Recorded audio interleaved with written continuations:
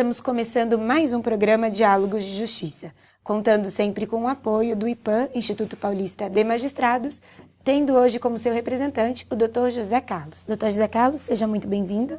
Obrigado. É um prazer e uma honra estar aqui com vocês mais uma vez. Obrigada. E neste programa, nós trataremos de um tema muito especial, o direito de envelhecer. Este tema tem a ver comigo e com você. E nós temos como convidada para pautar este tema a doutora Maria Garcia. Ela é livre docente pela PUC, professora de Direito Constitucional e Educacional, procuradora do Estado e membro da Academia Paulista de Letras Jurídicas. Doutora Maria Garcia, seja muito bem-vinda. Eu agradeço o privilégio e a honra de estar aqui colaborando neste importante programa. E neste programa, nós teremos a oportunidade de aprender sobre esse direito de envelhecer. Eu espero que sim. Mas na nossa curiosidade, para quem nos escuta, a nossa primeira pergunta é: de onde veio esta tua ideia sobre o direito de envelhecer? Pois é, foi uma coisa inesperada. Eu sempre dou palestras no HCOR, o Hospital do Coração de São Paulo, que tem cursos de bioética e biodireito todos os anos. E fui convidado para dar uma palestra lá sobre bioética. Fui, dei a minha palestra. Quando terminei, na hora do café, o Dr. Jimenez, nosso coordenador, disse-me o seguinte: Maria, você podia encerrar o curso desse semestre dando mais uma palestra? Eu disse: pois não, qual é o tema? Velhice. Tem algo pessoal? Algo a ver comigo? Rimos muito, mas eu tive de encarar o tema da velhice. E encerrei o curso com esta palestra, que realmente foi muito interessante para mim e acredito que para as pessoas, porque a partir daí eu dei essa palestra no Tribunal de Justiça, no Juizado de Guarulhos e em vários outros locais, como hoje, por exemplo, sobre essa questão da arte de envelhecer. E o que significa essa arte de envelhecer? É porque o envelhecimento é um processo, não é um fato consumado. Por isso que eu me recuso a falar sobre velhice. Eu prefiro falar sobre envelhecer, porque é um processo que começa assim que nós nascemos. E, infelizmente, a velhice é muito mal vista. É um problema cultural. No Brasil, sobretudo, a velhice é mal vista. Até nos xingam no trânsito, de velho ou de velha. De modo que era preciso trabalhar essa palavra e este processo do envelhecer. Foi aí o começo de tudo. De onde a senhora reputa que tenha vindo esse preconceito no Brasil de envelhecer? Bom, isso é um problema educacional. Nós sabemos que a cultura tem como fator primordial a educação das pessoas. Então, se já no lar os velhos, os idosos são vistos com prevenção, são vistos como algo já inútil, que a gente deixa de lado, e por outro lado, a pessoa que se percebe envelhecer e que se aposenta para a sua vida, quando todos devemos ter um plano B. Você se aposentou de um setor profissional, deve ter um plano B, porque é quando você vai conseguir fazer aquilo que quer. E nós notamos na sociedade brasileira que a pessoa que se aposenta para de ter atividades. Isso é um erro. Isso é um erro. Tem de continuar com alguma coisa outra qualquer. E de modo que aí vem essa prevenção contra a velhice. Porque realmente a pessoa para a sua atividade, para de ser útil para qualquer outra coisa, e as pessoas começam a considerá-la algo que se deixa de lado, algo inútil. Mas é um problema da sociedade brasileira, dessa questão de... Eu vejo muitas pessoas dizerem assim: não vejo a hora de me aposentar para parar de trabalhar. É verdade. Mas como? Trabalhar é uma coisa tão saudável. Agora, mude a sua atividade. O que eu gostaria de fazer agora? E se prepare para isso. É muito importante. Dentro dessa pergunta do Dr. José Carlos, é possível, então, para quem nos escuta, nós pensarmos que a conscientização desse direito de envelhecer vem principalmente das pessoas que também estão envelhecendo, Sem professora, dúvida. na questão de planejamento? Como é que a senhora poderia falar para eles? Tem de haver todo um preparo, porque muitas vezes exercemos a nossa profissão 8 horas por dia. Onde é que está escrito que o ser humano foi criado para trabalhar num só ambiente 8 horas por dia? Quando eu era procuradora e saía do trabalho no fim da tarde, vindo à noite, eu me perguntava: há quanto tempo eu não vejo um pôr do sol? O pôr do sol é uma coisa magnífica. foi feita para o ser humano apreciar.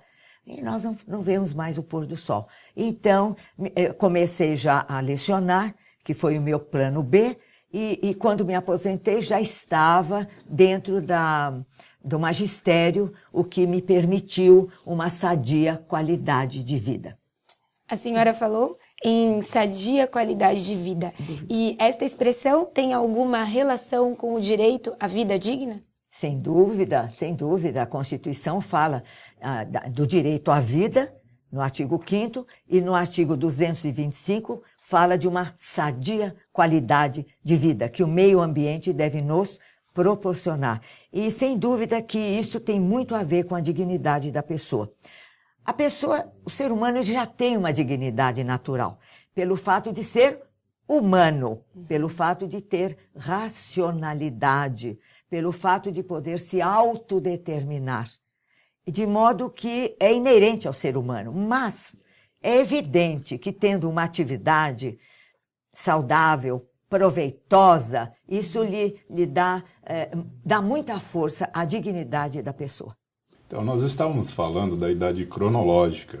O legislador fixou a idade de 65 anos para o envelhecimento, vamos dizer assim. Não diria envelhecimento, né? A doutora vai me corrigir quando eu falo de envelhecimento.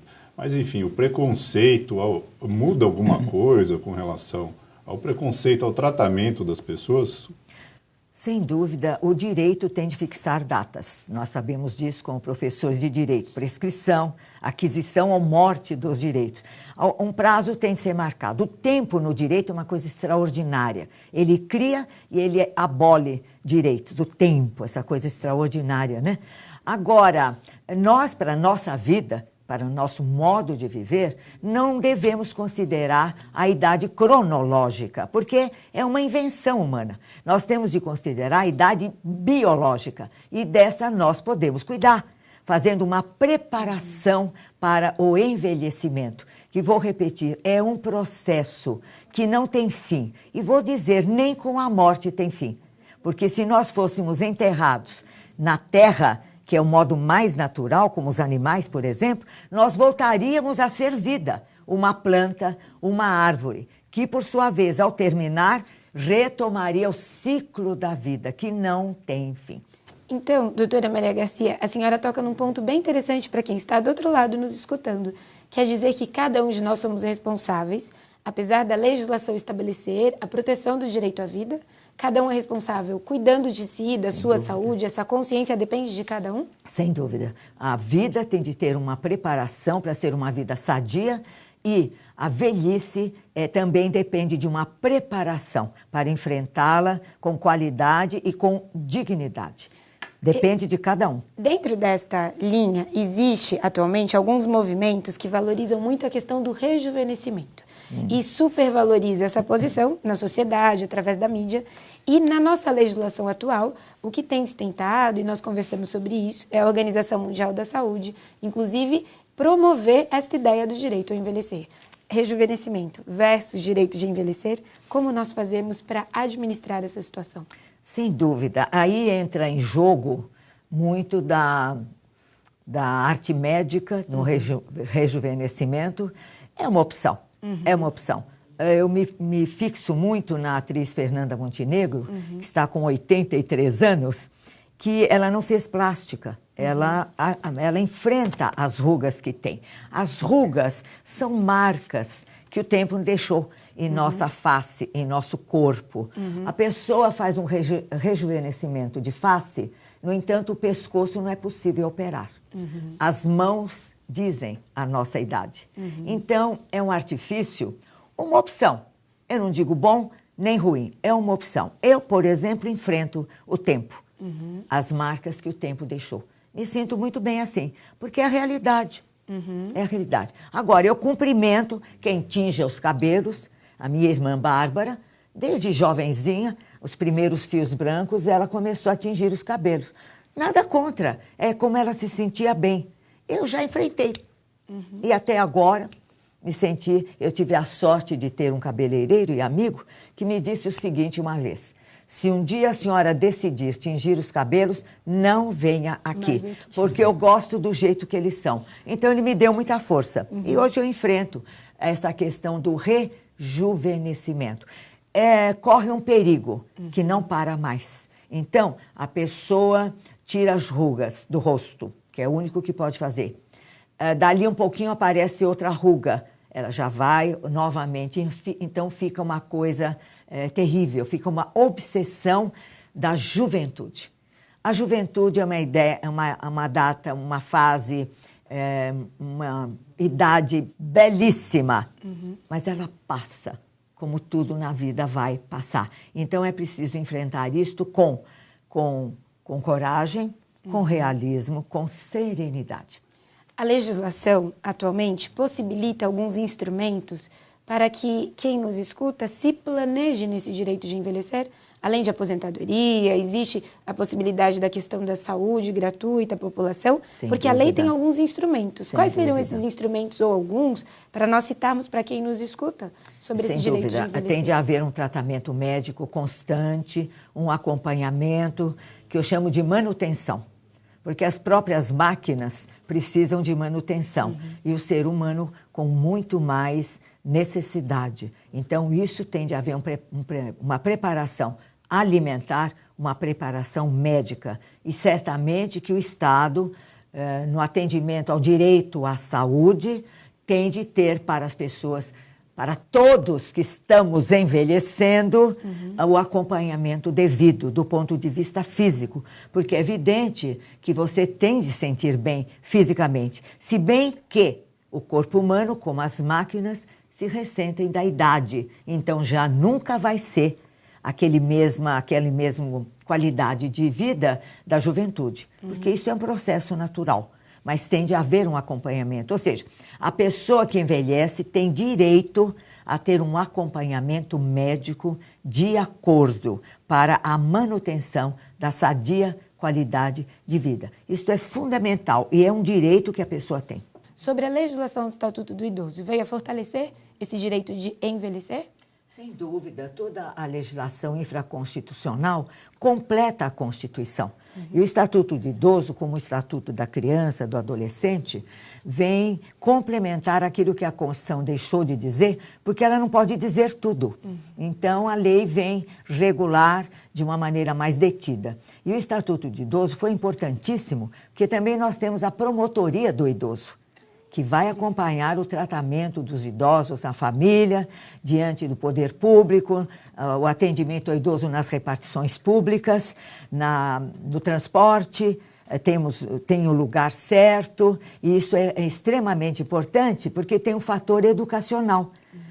Com essa questão, com essas vantagens do idoso, os jovens, as crianças se acostumam a verificar que o idoso é uma pessoa especial, a qual eles devem prestar todo o prestígio necessário. Mesmo porque precisam ser conscientizados de que estão no processo do envelhecimento. O que a senhora acha da aposentadoria compulsória no serviço público aos 70 anos? Certamente que deve ficar bem mais avançada ou até deixar a critério dos setores competentes do serviço público a capacitação daquela pessoa para continuar no seu mistério. Nós temos tido casos dramáticos de pessoas que são obrigadas a aposentar-se, lembrando que a palavra aposentação significa retirada para os aposentos. Como é possível uma pessoa retirar-se para os aposentos? Não tem sentido, nunca teve. E de modo que precisa ser verificada novamente a questão da aposentadoria compulsória aos 70 anos. E essa aposentadoria compulsória, ela é fixada constitucionalmente? Constitucionalmente, a Constituição que diz. Uma aposentadoria compulsória aos 70 anos de idade. E, como eu lhe disse, eu presenciei meu chefe na Procuradoria, uma pessoa habilitadíssima a continuar prestando serviço, que ele gostava, ele queria continuar. Dr. Belisário dos Santos, de saudosa memória. e teve de aposentar-se. Até ele me pediu que fizesse um estudo constitucional, e eu cheguei a fazer o estudo, mas no fim ele não utilizou, porque certamente encontraria essa barreira da Constituição, que fixa a idade de 70 anos. Hoje está ultrapassada. É preciso que os juízes, que os servidores públicos peçam a revisão, uma emenda constitucional necessária, neste caso, para prolongar a idade da aposentação. Doutora Maria Garcia, encerrando o nosso programa, eu sei que a senhora tem um presente para compartilhar com quem nos escuta. Muito bem. Que a senhora trouxe. Eu espero que sim. Na verdade, nas minhas pesquisas sobre o envelhecer, à medida que me convidavam, eu não ia repetir tudo o que tinha dito. E tive a sorte, o prazer, de descobrir no livro Hermenêutica do Sujeito, que são as aulas de Michel Foucault, aulas registradas com data. Esta é uma aula de 20 de janeiro de 1982. Ele deu esta aula sobre o privilégio da velhice. E esse foi registrado. Eu gostaria de passar, porque é a opinião de um filósofo abalizado, de uma pessoa de um pensamento extraordinário. E o que ele diz nesta aula de janeiro de 1982? Ele diz do privilégio de ser idoso. Ele diz, o idoso é aquele que pode, enfim, ter prazer consigo, satisfazer-se consigo, depositar em si toda alegria e satisfação, sem esperar qualquer prazer, qualquer alegria, qualquer satisfação em mais nada, nem nos prazeres físicos, de que não é mais capaz, nem nos prazeres da ambição, aos quais renunciou. O idoso é, portanto, aquele que se apraz consigo, e a velhice, quando bem preparada por uma longa prática de si, é o ponto em que o eu finalmente atingiu a si mesmo, reencontrou-se e em que se tem para consigo uma relação acabada e completa de domínio e de satisfação ao mesmo tempo. Por conseguinte, se a velhice for realmente este ponto desejável, há que se compreender que a velhice deve ser considerada uma meta, e uma meta positiva da existência. E ele então diz, na parte final, uma velhice ideal, uma velhice que, de certo modo, nós fabricamos, uma velhice para a qual nos preparamos. Devemos, por assim dizer, e nisto consiste o ponto central, uma nova ética da velhice. Devemos consumar a vida antes da morte. Por quê? Com a velhice, certamente vem a ideia de morte. A morte está próxima. E está. Só que ela começa quando nós nascemos. Porque nesta hora, infelizmente, há muitos jovens e crianças morrendo.